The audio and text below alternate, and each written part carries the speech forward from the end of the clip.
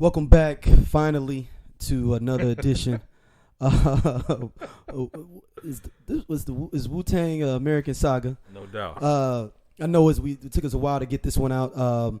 We actually had one recorded previously, but the sound quality was hot. It was hot garbage, man. We didn't want to give y'all that some bad quality like that, so we just was like, you know what, we just gonna redo it. And then Cass got so busy, living life, the kids. All that good stuff, good man. Problems, so, man. Yeah, good problems. So Happy New Year to everybody, man. What's going on? Yeah, so let's dive right on in, man. No question. So this was episode 9 and 10, and we're going to explore and talk about what we think is going to happen for the future of the franchise.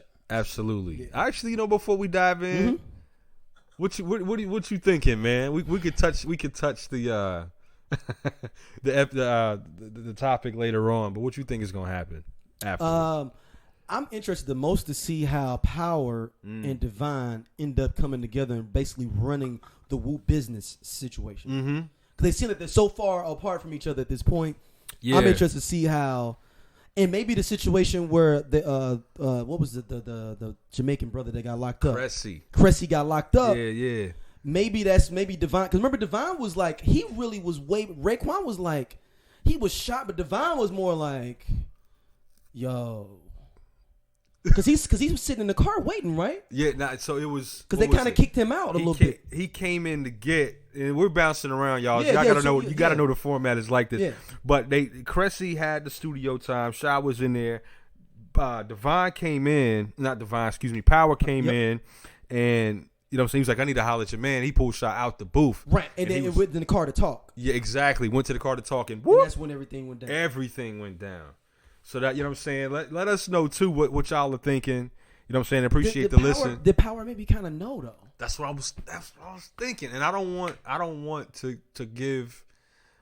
give Power that stigma or just to say that he was like quarterback in the effort or he was a snitch or no. Maybe he just was like, maybe he peeped the game of old girl early. Remember when he was like, old girl's like, he definitely wasn't jaded by her. Yeah, and he was looking around. Remember when he was rhyming it before and he was like, something ain't right. Maybe that's what he was just like, these people don't feel like they supposed to be here. Yeah, for sure. Because it was just ill. I don't know if it was Hollywood, but it definitely played out like it was like he was very in tune with what, like the events that were happening and about to happen. So, and you know what I'm saying? So yeah, he grabbed Shop out the joint and then, police, 5-0 detectives, jump out boys, you know what I'm saying? Everybody, cats show up. And take Cressy to the joint. It's all the undercovers. They're all there, and she's mainly the one like taunting cats. Like what's going on, brother, brethren? You know what I'm saying? And so, and if you think about it, Cressy was their plug to get they dope too. Yeah. So maybe this is forcing them to have to find ulterior ways to get paper. Because he was the plug. The plug is locked up now. So correct. Yeah. So yeah, I don't know. I mean, I don't know, man. I don't know. It just seemed like Power. It was just, at least his third eye. We just say that. Yeah. Was wide open. Yeah. On that situation. Yeah. So episode 9 comes in, right? Mm-hmm. Attila is out. It's like, yo, I'm trying to figure out who is Attila. Who is Attila? I think the real Attila is probably dead or in jail by now. Attila's out, man. This cat Attila is... He's dead or in jail. The real Attila is... He's a scary guy, dog. There's no way that a guy like that could just live for this long and not be in jail or dead. Mm-hmm. And being that ruthless like he is, though? Yeah. Pissed a lot of people off, man. So he gets in the car after being, let out the clink. And his mans pick him up from Stapleton. They're from Stapleton. Mm-hmm. And... he's trying to, the guy that's picking him up. But before we even go further, shout out to Shaheem who just got out of jail. Oh, did he for real? He just got out of jail last week. Oh, man. Man-child is out. Yeah, man-child is out, man. Whoop, whoop. For that manslaughter Jiggy charge. coming. Yo, what's up, man? For that Shaheem, holler at us, manslaughter charge, man. Oh, that's ill, man. Yo, you think music is coming? You think he's in the booth? I'm just trying to go on tour with if I'm him, I'm just like, just throw me like $2,000 per show. That's it. And let me come out and do 3 songs. That's it. I'm gonna do Shit Is Real. What? I'm gonna do the entire Man-Child album was hot. Shit Is Real. I'm gonna do my verse on what was the joint with him Big Daddy Kane, ODB, and Jay-Z. Oh, chill. What was that? That's when Jay-Z was still doing that fast rapping.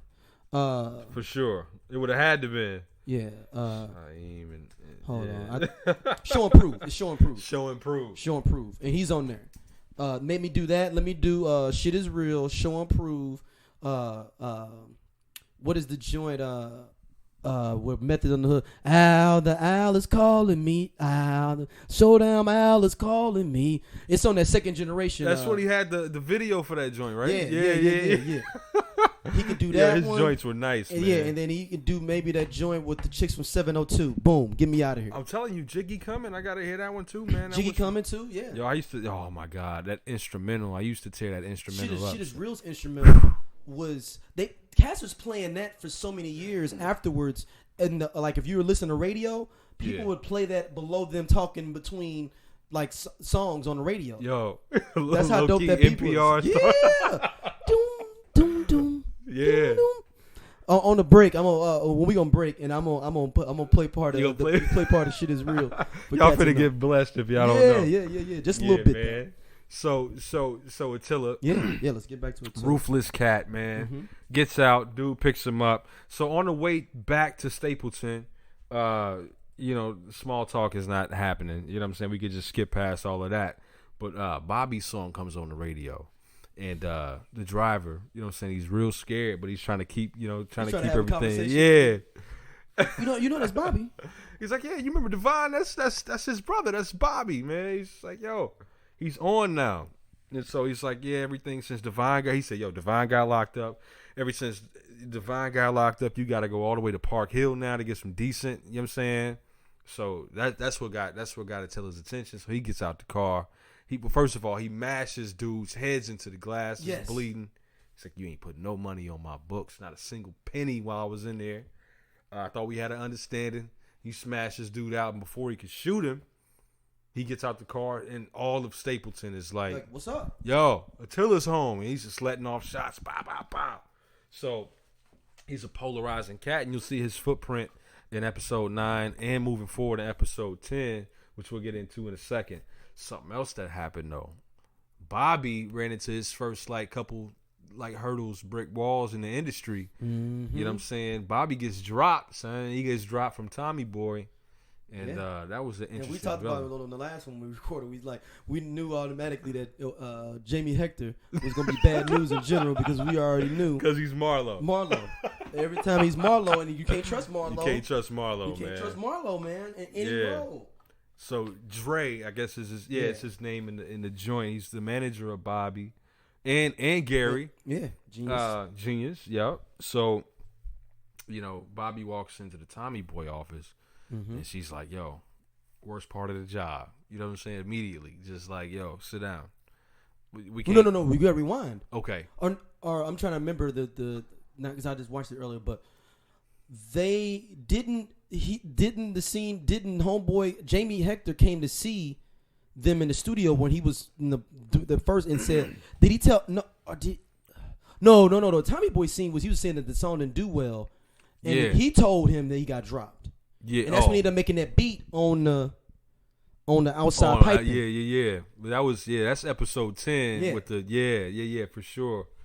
And so he's trying to press. He's like, yo, what's going on? I did all that corny shit, man. Y'all put on that top hat. Yep. I did everything y'all wanted me to do, son. I got way better songs than the one y'all. And I'm producing my own shit. Exactly. So they like, yo, it's just not gonna work out. Record label's going in a different direction.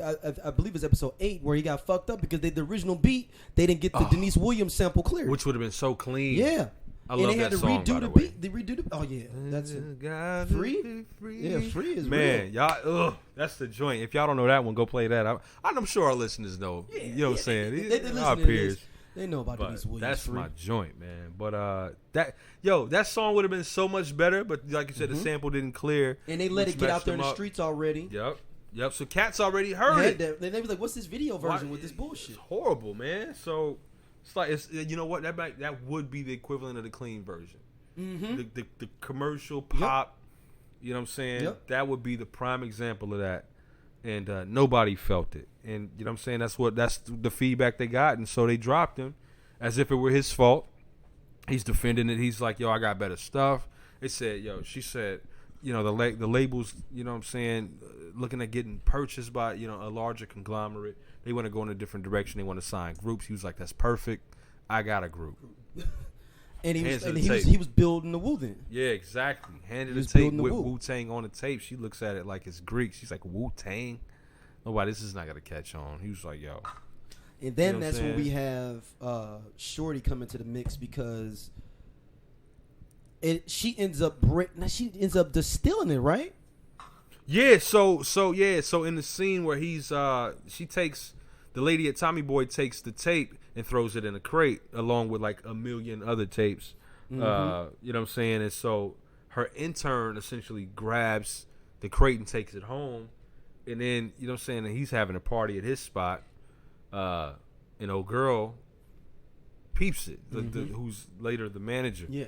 She goes through rummaging through the joint and sees Wu-Tang, puts it in. It's nasty. Mm-hmm. She's frowned up. You know, she's like, oh, what is this? Yeah, exactly. And even dude is like, oh, yo, what is this? Yeah.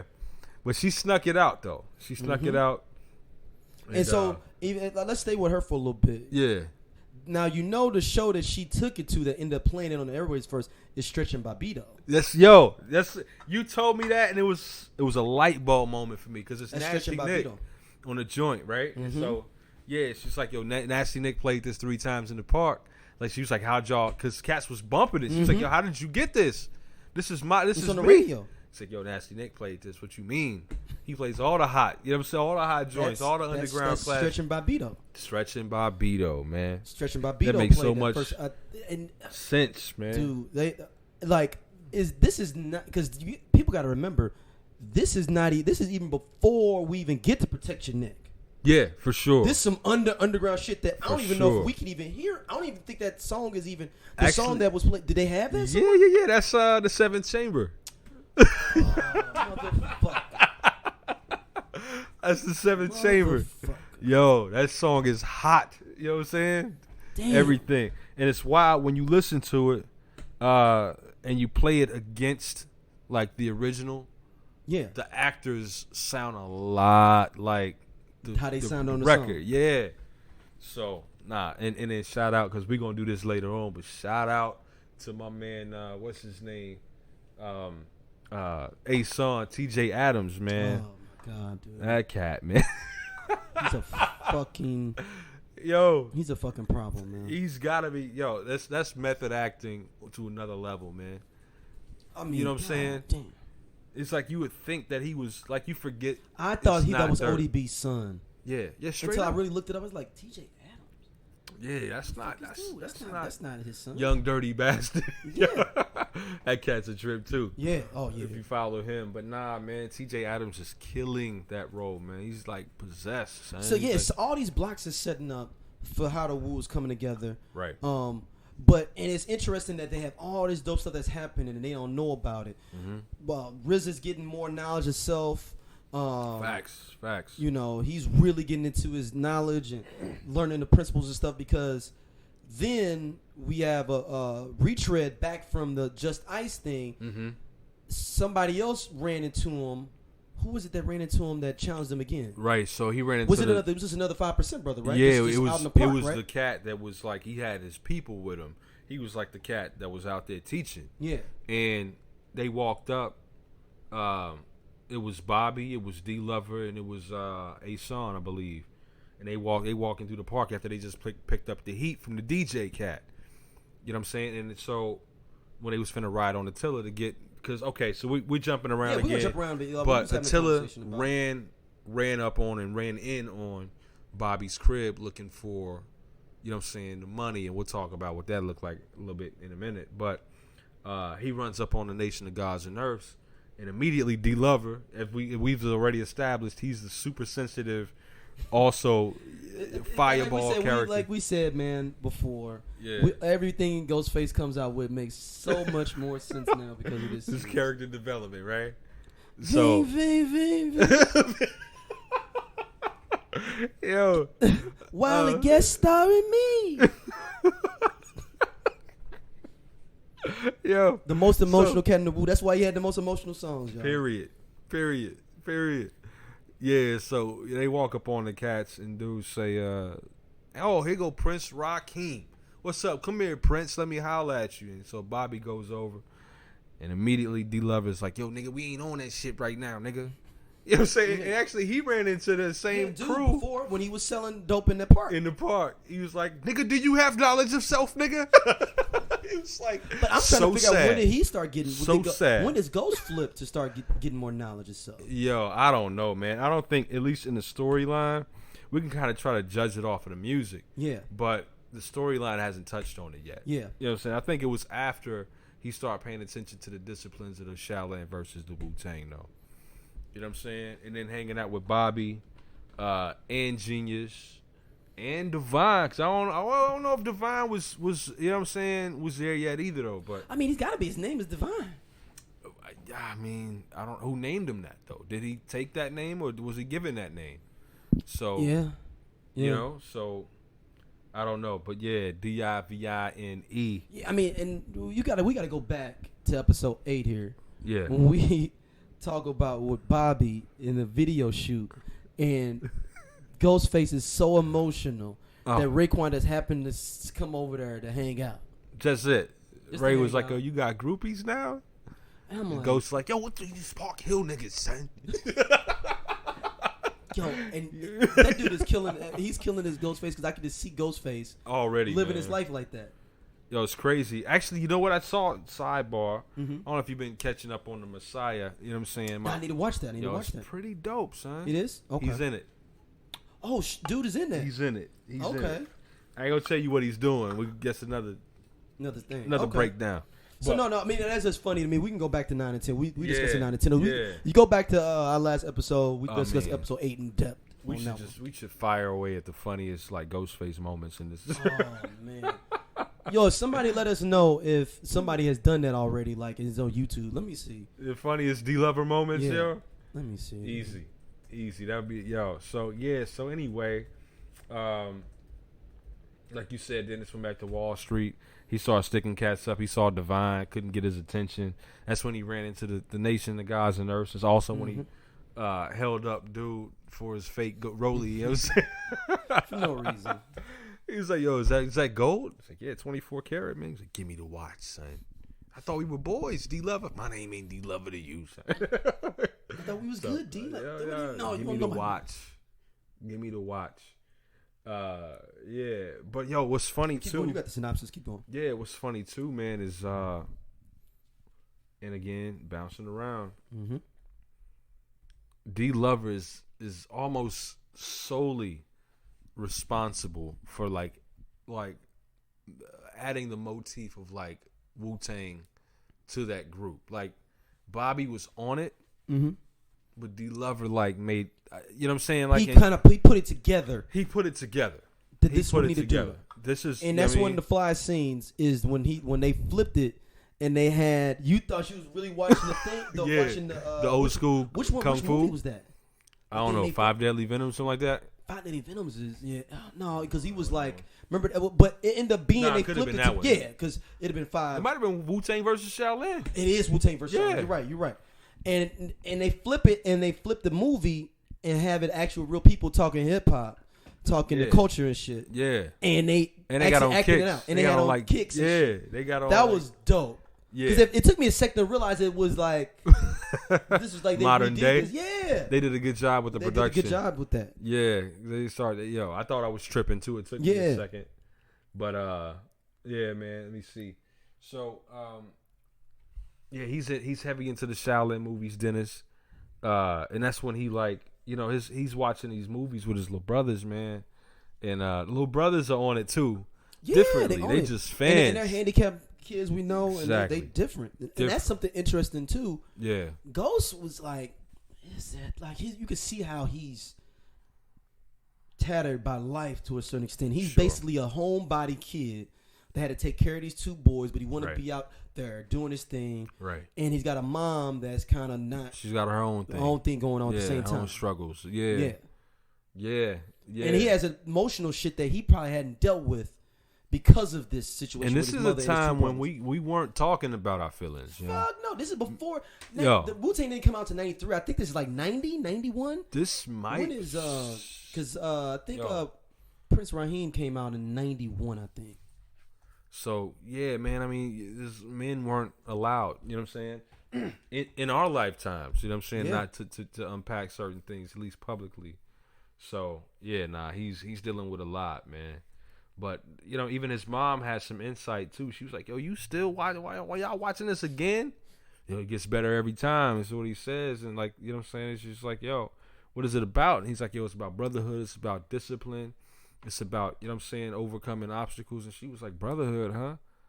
Yeah, you think you be really paying attention? Ain't you beefing with all your homeboys?" Like, and he was like, "Damn, I'm right. Yeah, I'm fucking right." It took moms, right? It took moms. So he picked up the CD. He's like, "Yo, I gotta go see the Abbott." 91 is Rakim, so this is 91 we're in right now. Okay. So you got to think, we got 2 years before Protect Your Neck to even come out. Flat out. But that's when he went to, you know what I'm saying, he went to Bobby. He was like, "Yo, you the Abbott, bro." He was like, "Yo, what are you talking about?" I was like, "Yo, man, you know what I'm saying? You the dude, man. You the glue. Yeah, you put it You together. the quarterback." Yeah. Right. And Bobby was like, "Yo, man, I don't really know. I mean, like, lately, I ain't been feeling like that, man. Y'all got dropped from Tommy Boy."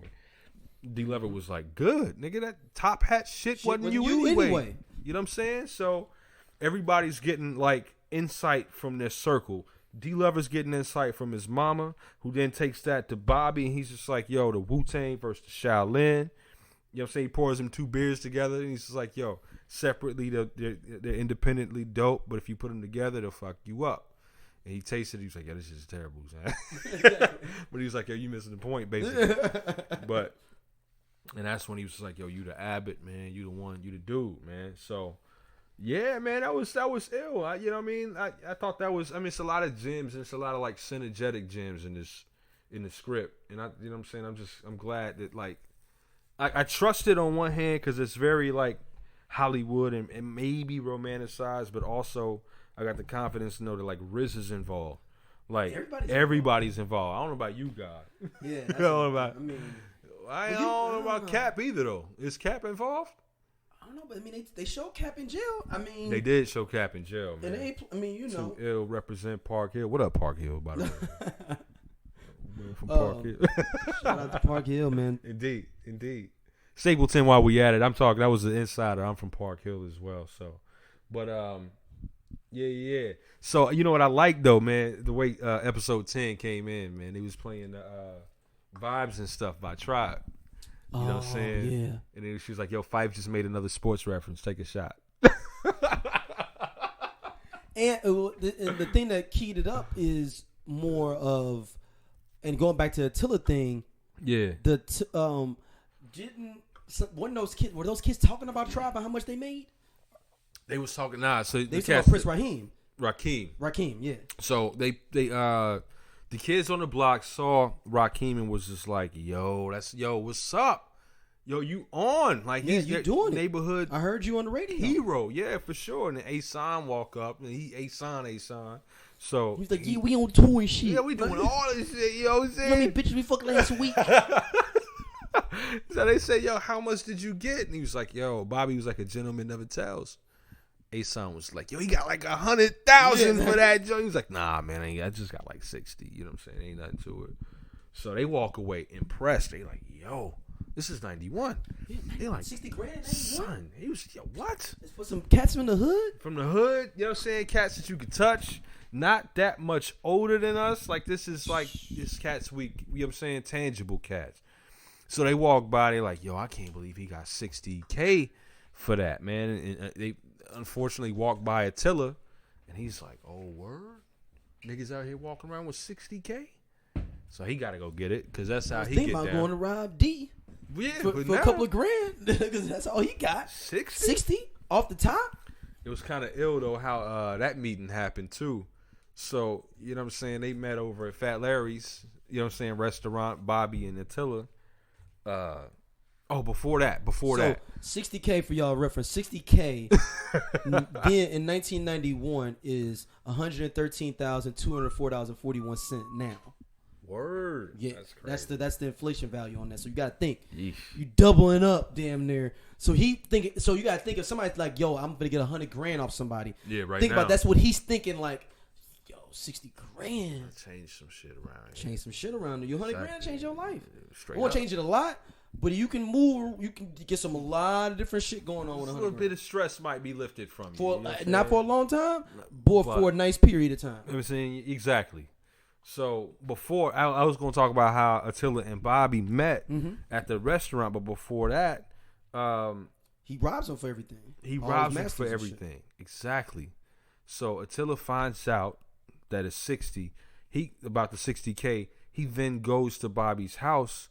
Now Bobby is reading his the book, the Nation of Gods and Nerves book. Just chilling. You know what I'm saying? The 120. What is it? From Clarence X. Yeah, thank you. 13X. He's reading the name of the book. I was trying to look at the name of the book is what I was trying to do. But it's basically the 120 laws of the NGE by Clarence 13X. And he's reading it and he's diving in.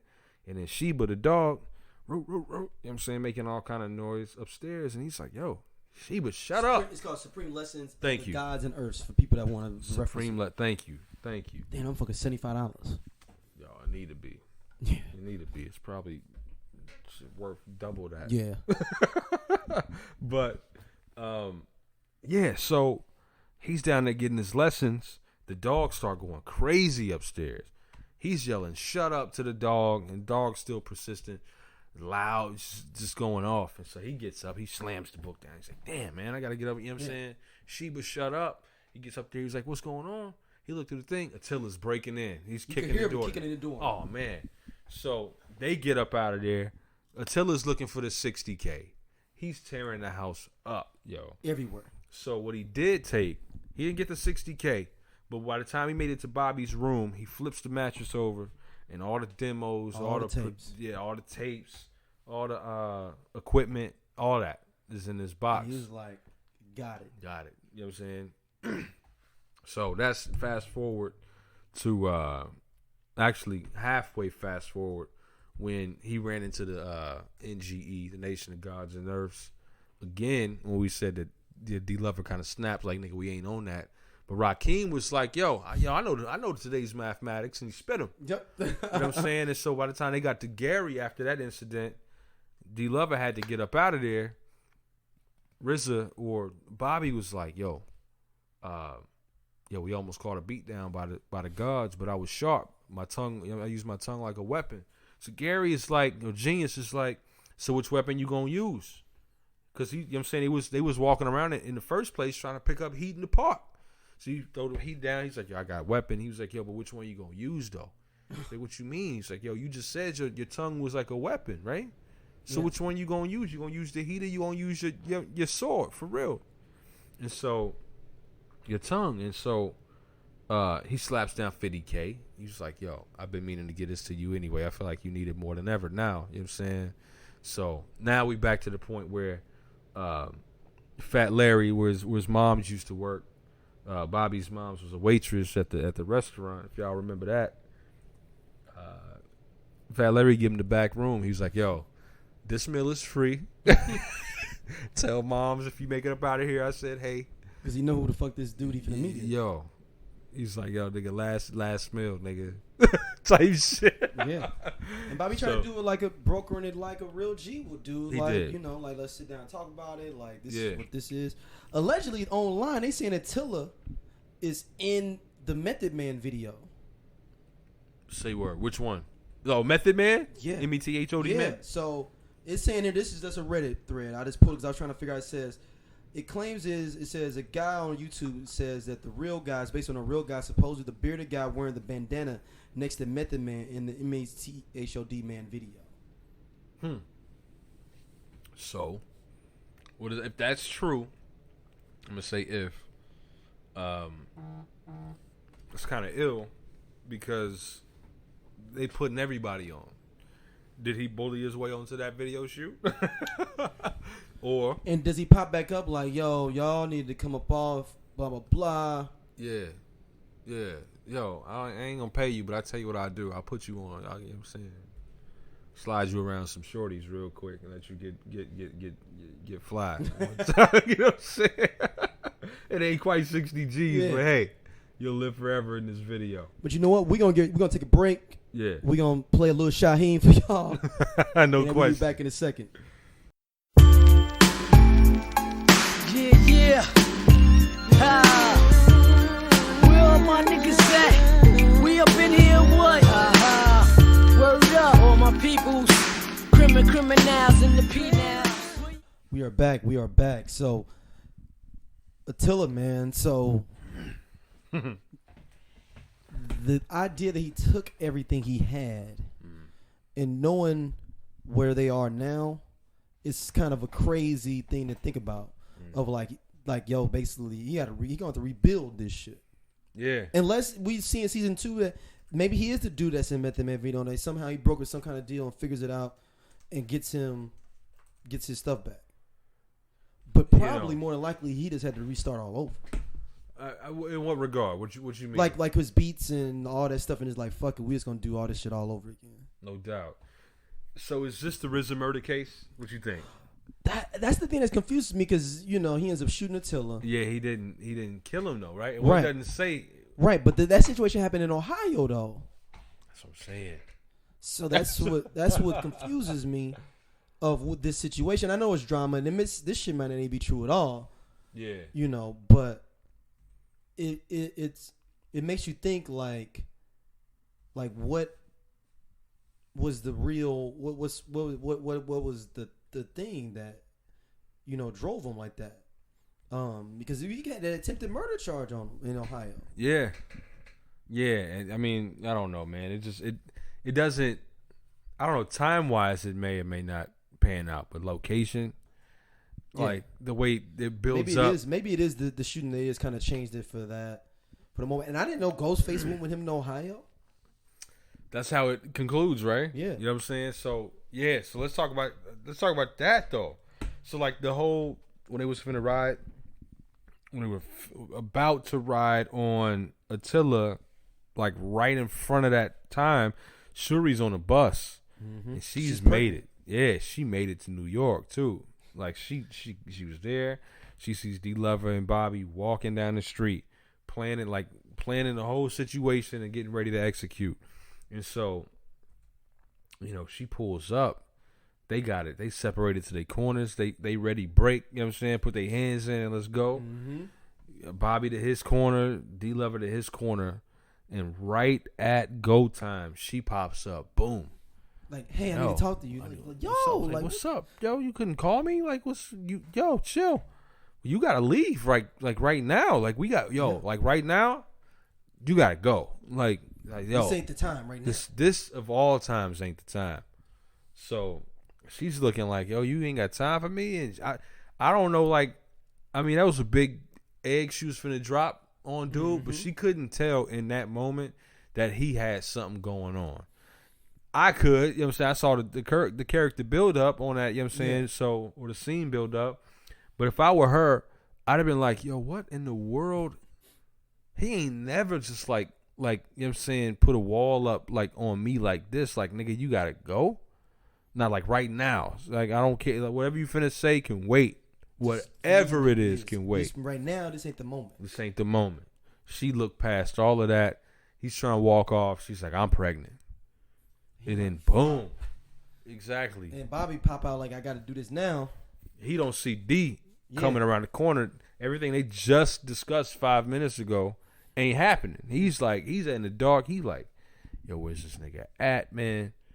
Yo, Attila's walking. Like every second that passes is another step closer to me. I got to do something. And that's just where he was at. So he pops out. Attila's, you know what I'm saying, lit up a square. You know what I'm saying? That's Midwest lingo, y'all. Square. That's a cigarette. He done lit up a cigarette.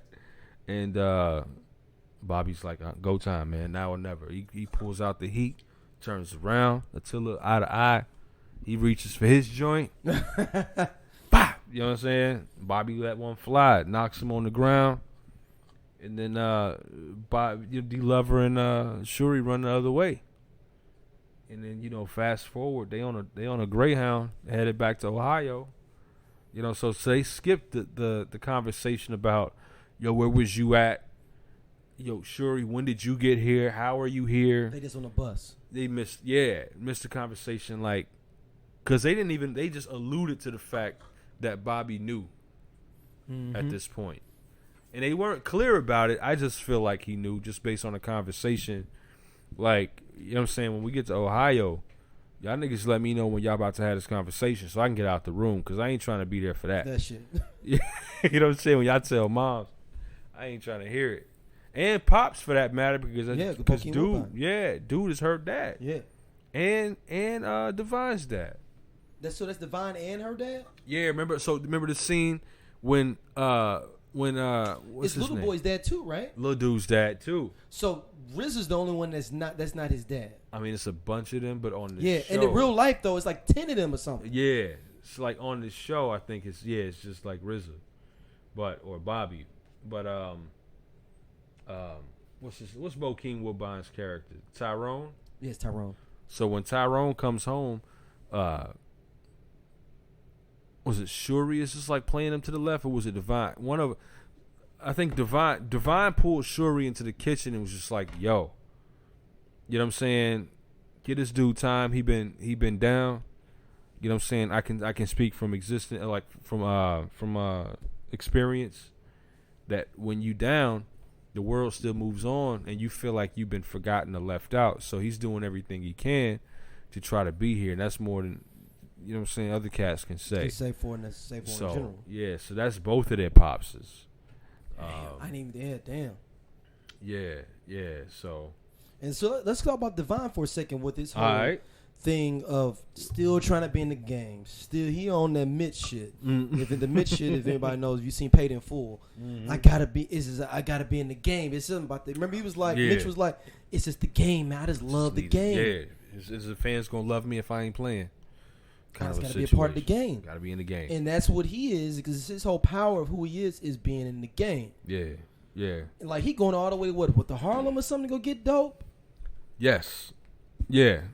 That's not an easy trek. Yeah, you understand. If people understand the geography of it, you got to take the boat to the city. Then you got to go uptown from there.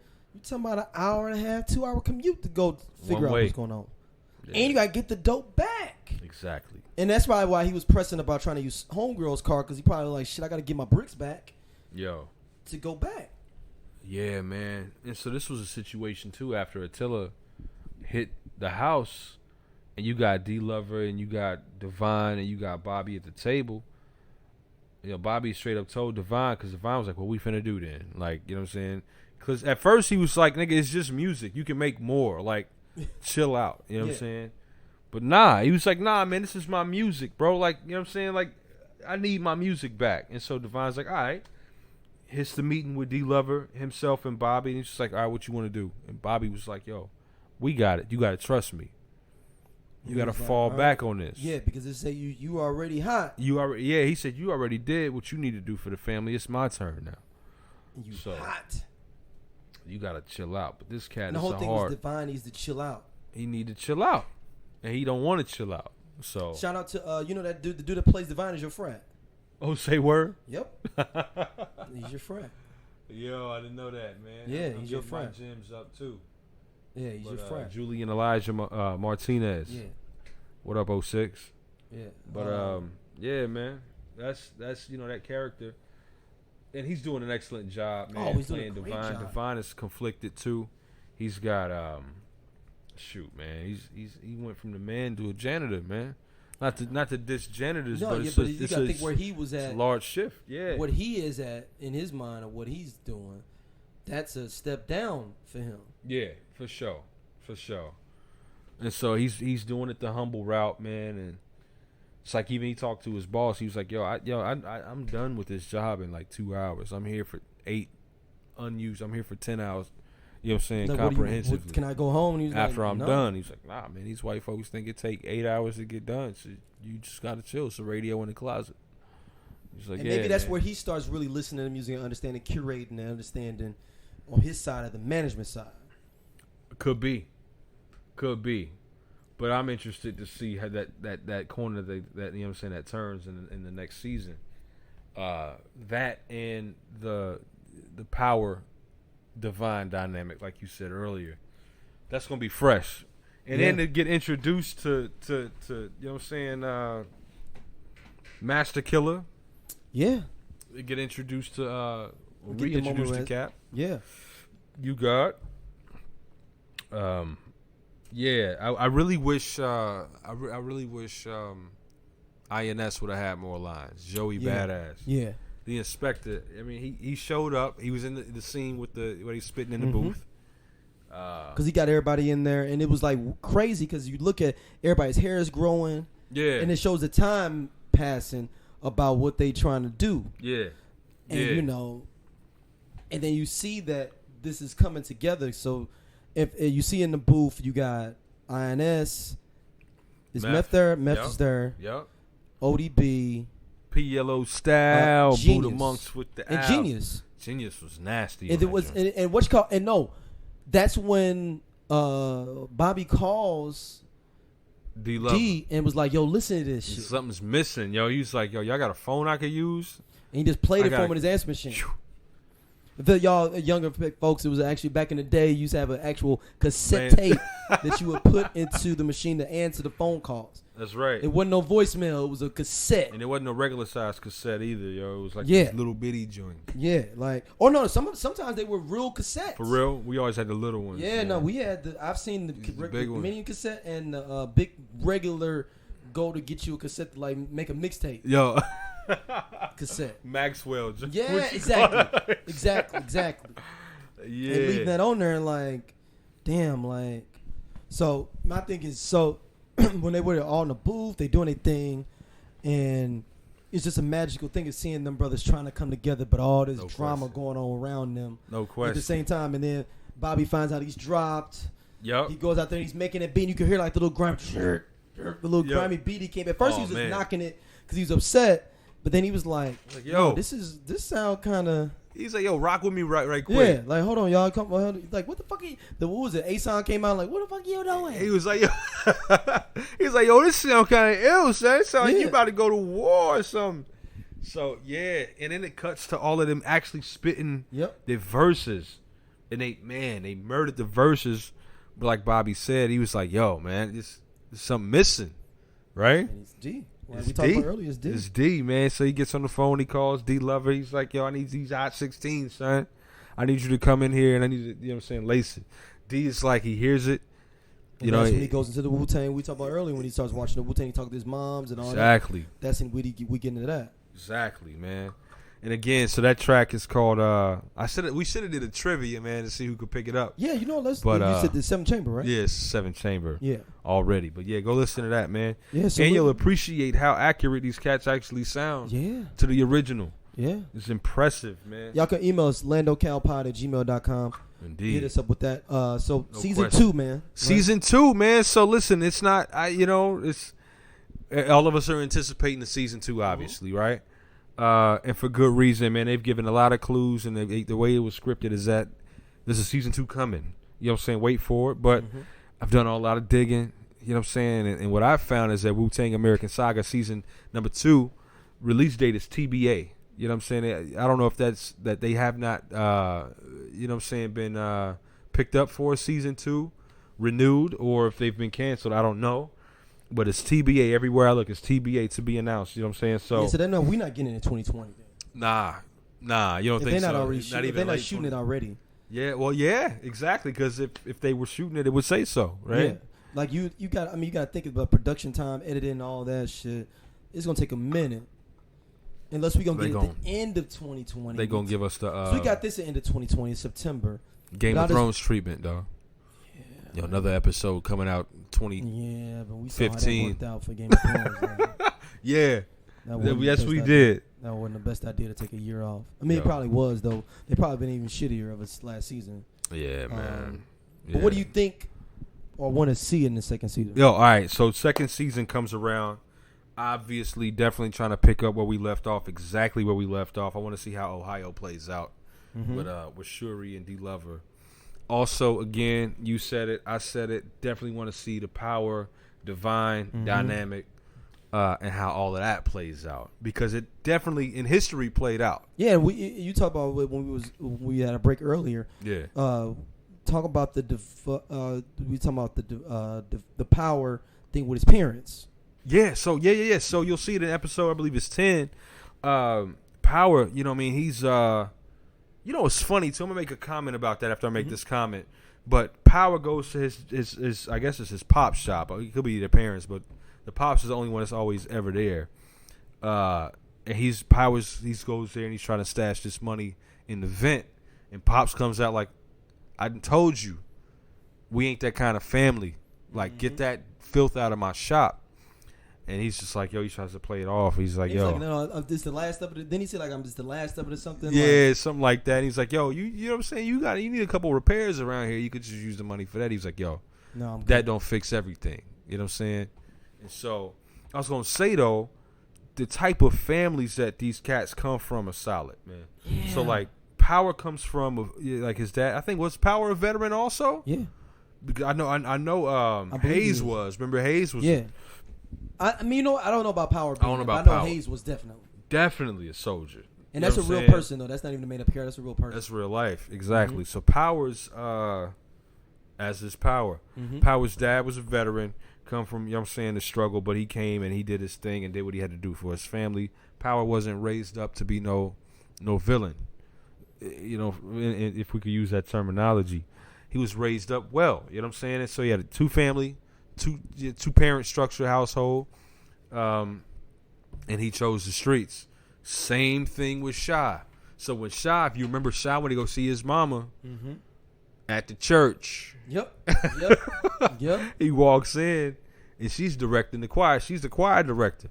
And so both of these cats come from these type of like, I'll call it traditional black family structure. Just a nice regular structure of black family. It don't say nothing about his dad, but he didn't come from he might have come from the street, you know what I'm saying though. Yeah. He has some structure. Yeah. So he sits down with his mom and she's like, yo, you in trouble? He's like, no, I don't think so. I'm just wanting to see you. And I think Power kind of did that too. He just couldn't say it. Like, I think he actually wanted to go and build with his pops. It's just there was such a wedge between them two and because the lifestyle he was living and where they trying to live. And man gonna be a man, he gonna be stubborn and on his lane. And so Power's just like, yo, son, this is me. And Pops is like, well, nigga, not here it ain't. You know what I'm saying? Not up in here. Figure shit out. Yeah, exactly. So, should I go see his mama? You know what I'm saying? She's like, you still driving that fancy car? He's like, yes, ma'am. You know what I'm saying? It's just like, yo. She asked him, basically it was a self-inventory thing, and he was like, yo, I'm making music now. She's like, yeah, you always a pretty dope drummer. He's like, yeah, I'm rapping, though.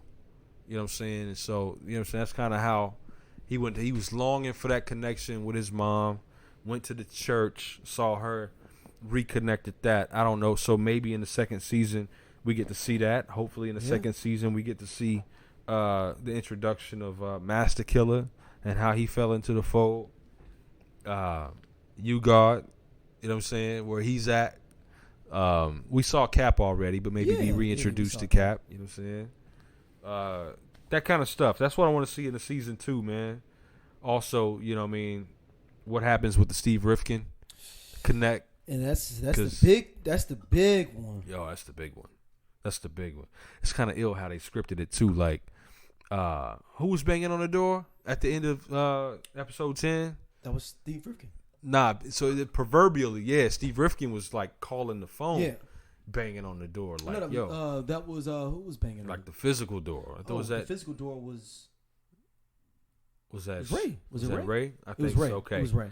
So at the same time Shy is banging on the door, Steve Rifkin in real time is called blowing a house phone up. So low key, Shy could even hear the phone ringing. You know what I'm saying? And so everybody's trying to get to Bobby because things are about to change. So that's why I'm confident anyway that there's going to be a season 2 because there's a lot. I mean, Wu-Tang is the tentacles run deep, man. Yo, you know what I'm saying? All the cats. I asked my homeboy, I said, man, yo, you been watching the saga? He said, why? I already know what happened. No, you don't. And I was like, my man, No, I'm telling you. You have no clue, bro. You really don't know. Like, you have no idea. The idea of the first episode jumps off with Raekwon and RZA going at it. Ghost. We're not Raekwon, Raekwon and Ghost. Shaw was shooting at D-Love. Yeah. And I say shooting at, he was shooting with the chopper. A chopper. Brothers in the house, mamas in the house, everybody's in the house. He trying to kill everybody, man. So, and you know they had some kind of Stapleton Park Hill situation, but you ain't know. Like, But you didn't know it was like that. Yeah. At least, us fans of the music. If he was around that way, you might have known. But, it's insightful, man. It's well scripted. What you think gonna happen? Yeah, I mean, I want to see this situation with the Ohio thing, definitely. Yeah. I want to see how Ray comes together with himself, with how he's doing or whatnot, of how he's moving out with the power situation, because even deeper, if you think about it, on how they are now, or whatnot, there became a rift between power and divine in the Wu. Yeah, later, right? Yeah, so that's an interesting thing in itself too, because power and divine end up being able to, well, y'all niggas is making all the money over here. Right. What is going on with us as a collective over here? For sure. Because y'all got the Wu word popping. Y'all got the, y'all dropping the Wu-Tang records. Y'all got the Sons of Man. Y'all got the Killer Bees. Y'all got Killer Army. All these cats, by the way, are dropping before a couple of the original 9 cats. Look. So Killer Army dropped before Inspector Deck dropped his first solo album. That's Think crazy. Think about that. Yeah. Sons of Man dropped before Inspector Deck dropped his first album. That's insane, bro. That's insane. And so, and Inspector Deck came out at a bad time. His timing was bad with his album coming out. His album came out right when piracy was really becoming big, and it was like the beats wasn't there like it should have been. Yeah. And then Ray got played on his second album, Immobility. A lot of cats don't like that. Not Trifecta. Trifecta's our homie. Shout out to Trife Trizzle, who's from St. Louis, who produced half the album, who fucked it up. Crazy. A lot of cats don't like Immobility. Disrespectful though, but you know what, man? I'm being disrespectful to Trife Trizzle. You know he's in St. Louis. Yeah, he's Nelly's tour DJ too, but it's all good. But I didn't hate that album, man. But a lot of like Wu purists, I hated Immobility. Most people do. I hated Immobility. I hated it, and I was high. That was my freshman year in college, man. I remember I skipped my last class, take the bus. I would say people know, to North Grand Mall to go to Musicland. And I was like, yo, I'm finna get this Immobility today. And then my boy Boogie, you met Boogie, my boy Boogie, yeah, of course. And shout out to Boogie. I know you listen to us in China, man. For sure. And he was like, yo, Swiss, you going to get the Immobility? I was like, you already know. He's like, I'm gonna ride with you. I'm gonna get one too. Bet. No. He was like, well, I'm gonna get. I think I got Immobility or I got Mos Def. I don't remember who got what. And we was like, yo, you got the CD burner. We can just flip it like that. Boom. I remember it might not be Mos Def's album at all, so don't quote me on that. But it was another album we bought at the same time. So we both bought the app. We basically bought it together and bought another. 99? 99. Yeah, had to be. Yeah. 99. Yeah. So that might have been the Black Star album. No, it was a Black on Both Sides. Oh, was it? When did Black Star come out? Black Star came out in 96. 96. I'm wilding right now. Yeah, Immobility. Yeah. Shout out to Black Star, Mos Def and Kweli. Yeah, they coming out. They got the Madlib album. No question. Yeah, I just caught them in Denver at Red Rocks last year. November 16th, 1989, Immobility. Yeah, I remember going to get it. It was my freshman year, first few days. I don't know why, man, but I did not hate that album, dog. Like I don't know. That album, I was I could have been I ain't gonna make no excuses. I'm gonna stand by what I said, yo. Okay, but no. Black on Both Sides came out October. Immobility came out in November. So see what I'm saying? No, but Black on Both Sides is the Mos Def album. Oh yeah, that's right. Yeah, Black Star was Black Star is like 96, dog. Yeah. Nah, it ain't that. Nah. Yeah. Nah. You want to make a bet? Yeah, actually, let's do that. Yeah, all right. I'm telling you, Black Star is 96. It ain't 96. It's later than 96. But, Yeah, man. Black on Oh both shit, sides. no, you're right. 98. Yeah. It makes more sense. 98. Because 9-6 is when like Reasonable Doubt dropped. Yeah, and that's 98. Yeah. It's 98. It's 98. So It's 98. we'll figure out the terms of the bet later. Yeah, it's all good. It's all good. So good. I just knew it was. I knew it was Yeah. not 99. I knew that. Yeah. Black on Both Sides was Yeah. insane. And Also, think about, damn, he flipped another solo album a year later though. Shit. yeah. You got to think. You know what? That makes sense because I was still living off of Black Star, and then Boom. that Black on Both Sides drop. And look, I got a confession, y'all. We in a trust tree, all our listeners.